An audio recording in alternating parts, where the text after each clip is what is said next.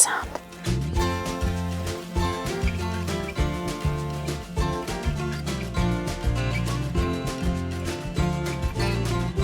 What makes the magic in the bottle is the grape that's grown in the Garden State. One of the really cool things about New Jersey wines, because they're all small producers, you can taste the passion for each winemaker in the wines. I love to be here. Really is not my job, I love what I'm doing. Once everyone's in harvest, there's this almost quiet that takes place outside of the vineyard.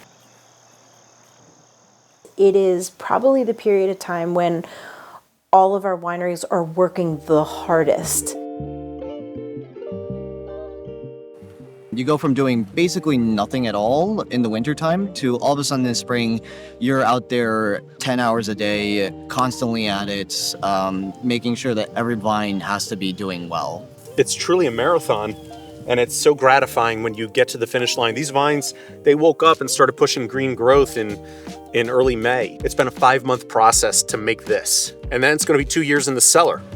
And then by the time we finally start selling this stuff and tasting it, it'll have been like 5 years from when we started the whole process. And it really gives you a different perspective on time. Agriculture in general is a process that puts the farmers in contact with land and nature, the sky and the sun and whatnot. But specifically in a vineyard, it's such a long duration event. And I don't know, I guess I can't really put it in perfect words. Mostly by taste is when we determine ready to go. So for our Riesling program, we like fresher, mineral, acid-driven, real like crushable, drinkable Rieslings. So we're not trying to achieve super high sugar ripeness. We're looking for more of a balance of that sugar for the alcohol we want, and then beautiful acidity. Once you kind of realize the cycle Mother Nature has, you can taste the weather in the wines. Different grapes for different climates. So for us here in the Northeast, Riesling and Cab Franc do really well.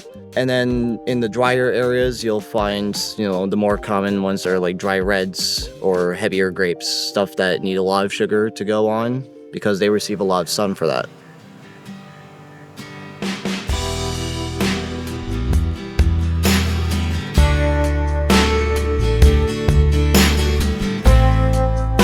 I think it's really fascinating that they're farmers, they're chemists, they're marketers, they're business people, they're innovators.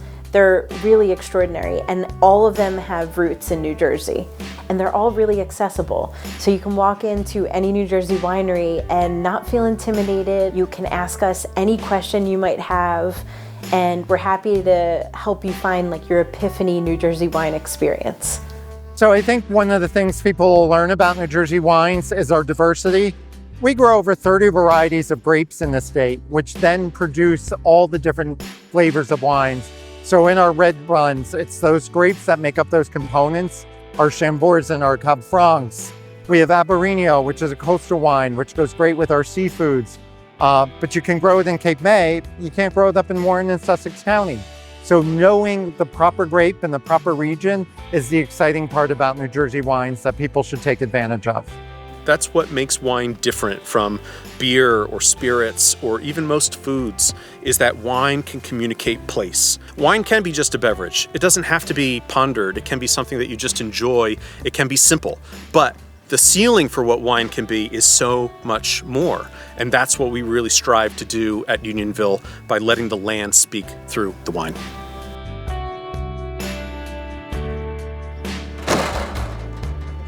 Three things you need to be an excellent winemaker, as you need to have a mind to do and the knowledge to do it. 2 big hands, because you need to work hard, and a heart with the passion.